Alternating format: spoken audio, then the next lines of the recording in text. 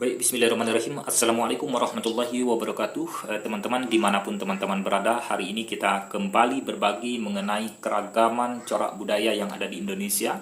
Dan hari ini kita akan berbagi mengenai pengenalan budaya dan tradisi Tabot di Bengkulu.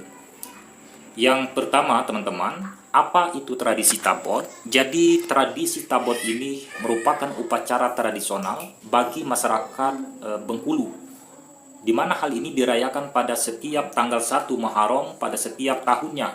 Nah, hal inilah yang kemudian sering dikaitkan dengan memperingati gugurnya Hasan dan Husain dalam peperangan Karbala pada tahun 61 Hijriah.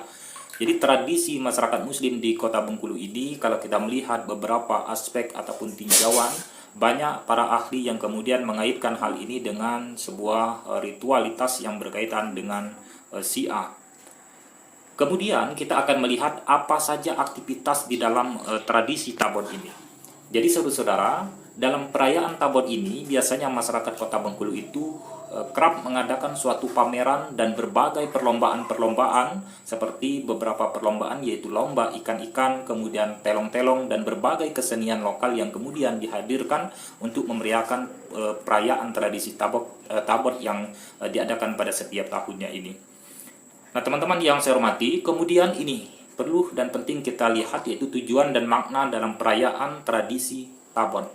Nah, jadi selain sebagai perayaan di dalam memperingati kematian cucu Nabi Muhammad SAW, yaitu Hasan dan Husain, yang tentunya ini adalah suatu momentum yang sangat penting yang menjadi sebuah sejarah yang sangat menyita perhatian mengenai sejarah Islam. Nah, jadi perayaan Tabot ini diselenggarakan sebagai kegiatan dalam memeriahkan tahun baru Islam. Jadi selain kemudian untuk memperingati hari kematian cucu Nabi Shallallahu Alaihi Wasallam yaitu Hasan dan Husain, maka sebetulnya perayaan Tabot ini juga diselenggarakan sebagai kegiatan dalam memeriahkan tahun baru Islam, karena hal ini bertepatan dengan tahun baru Islam.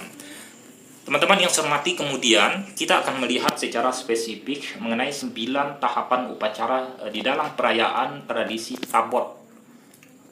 Yang pertama, tahapan ataupun upacara yang dilaksanakan di dalam perayaan tradisi Tabot ini, yaitu yang pertama mengambil tanah. Jadi mengambil tanah ini adalah sebuah istilah bahasa yang kemudian bisa kita artikan sebagai mengambil tanah. Nah, jadi upacara pengambilan tanah ini sebetulnya sebuah ritual, sebuah kegiatan, sebuah aktivitas dengan mengambil tanah yang tentunya dianggap medis oleh masyarakat Kota Bengkulu. Nah, hal ini tentunya dilakukan pada awal ataupun pada 1 Muharram pada malam hari dengan membuat semacam boneka yang biasanya tanah yang dianggap keramat di Bengkulu ini adalah ada 2 keramat, yaitu keramat Tapak Padri dan keramat Anggut. Jadi beberapa sesajen yang kemudian menghiasi ritual ini adalah beberapa sesajen seperti ada bubur merah, kemudian bubur putih, kemudian rokok nipah 7 batang. Jadi rokok nipah ini teman-teman adalah rokok tradisional ya. Kalau bisa kita katakan ini adalah rokok yang kulit, dari semacam kulit lah, seperti itu ya. Kemudian ada kopi pahit 1 cangkir, kemudian air serbak, kemudian ada air dan selasih 1 cangkir. Kemudian ritual ataupun rangkaian acara dalam tradisi Tabot yang selanjutnya yaitu duduk penjah. Jadi bahasa ini adalah bahasa tradisional, bahasa masyarakat di sana, atau bisa kita sebut sebagai mencuci jari-jari. Nah, teman-teman, upacara ini merupakan pencucian dengan air limau pada benda yang terbuat dari kuningan atau tembaga yang berbentuk tangan. Jadi lengkap dengan jemarinya yang mereka sebut ataupun masyarakat Bengkulu ini sebut sebagai penjah. Jadi ritual duduk ini dilakukan pada setiap tanggal 5 Muharram yang diselenggarakan tepatnya pada sore hari pukul 16.00 waktu Indonesia Barat. Kemudian rangkaian cara yang ketiga pada tradisi Tabot ini adalah menjarah atau mengandun. Nah, saudara-saudara, menjarah ini adalah kegiatan yang katakanlah mengunjung kelompok lain untuk kemudian bertandang maaf, bukan bertandang, ini bertanding maksudnya, bertanding untuk kemudian membunyikan dol. Jadi dol ini semacam alat musik tabu lah ya, yang kemudian dilaksanakan pada tanggal 6 Muharram. Tentunya dilakukan pada malam hari pukul 20.00 sampai 23.00 waktu Indonesia Barat. Kemudian yang keempat, rangkaian acaranya adalah meradai. Jadi meradai ini atau bisa kita sebut sebagai mengumpulkan dana. Jadi acara meradai ini biasanya dilakukan pada tanggal 6 Muharram yang dilaksanakan pada pukul 7.00 sampai dengan 17.00 waktu Indonesia Barat. Kemudian rangkaian yang kelima di dalam tradisi tabot ini adalah disebut sebagai arak penjah atau mengarak jari-jari. Nah teman-teman, pelaksanaan arak penjah ini biasanya dilaksanakan pada malam hari, yaitu pada malam yang ke-8 Muharram pukul 19 atau pukul 7 malam sampai pukul 9.00 waktu Indonesia Barat, dengan kemudian menyusuri jalan-jalan utama di sekitaran kota Bengkulu. Kemudian yang ke-6 yaitu arak serban. Nah, arak serban ini adalah mengarak sorban. Jadi arak serban ini dilaksanakan pada 9 Muharram yang biasanya dilaksanakan pada hari atau pukul 19.00 sampai 21.00 waktu Indonesia Barat, dengan kemudian menyusuri rute yang sama dengan arak penjah sebelumnya.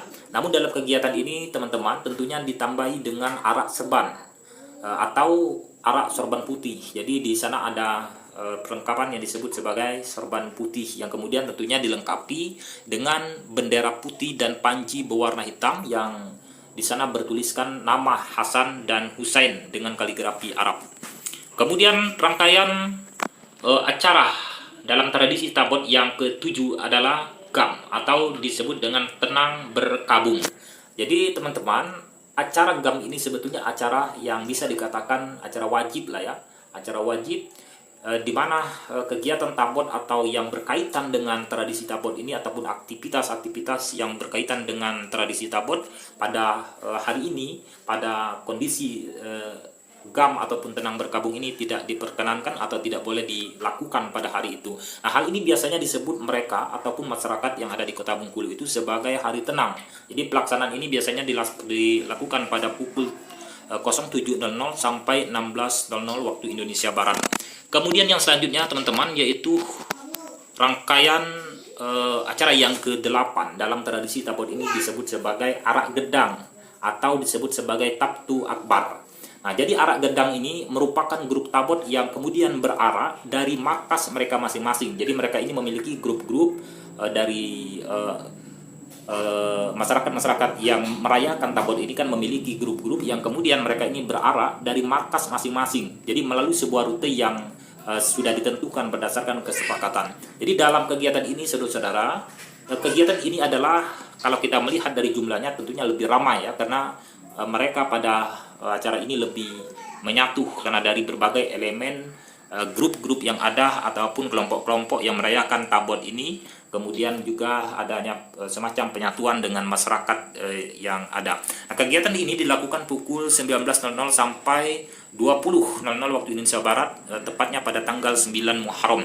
Dan yang terakhir, rangkaian acaranya adalah disebut sebagai tabot tebuang. Jadi acara yang terakhir ini teman-teman dilaksanakan pada pukul 9.00 waktu Indonesia Barat, dan arak-arakan tabot ini bergerak menuju kompleks pemakaman umum Karbela. Jadi mereka sebut Karbela.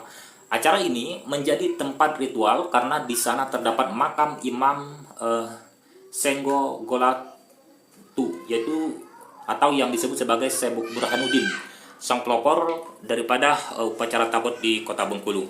Teman-teman yang saya hormati, saya rasa demikian mengenai beberapa informasi terkait kebudayaan, terkait tradisi yang ada di Kota Bengkulu, sebagai bisa kita katakan sebagai tradisi daripada masyarakat muslim yang ada di Kota Bengkulu. Tentunya beberapa para ahli banyak mengaitkan hal ini dengan Syiah ataupun hal-hal yang berkaitan dengan ritualitas Syiah.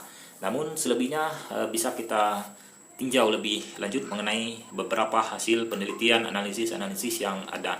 Demikian informasi kita pada hari ini. Terima kasih telah menonton video ini. Jangan lupa di subscribe, di like, dan di share. Dan mudah-mudahan video ini bisa memberikan manfaat. Terima kasih. Billahi taufiq wal hidayah. Assalamualaikum warahmatullahi wabarakatuh.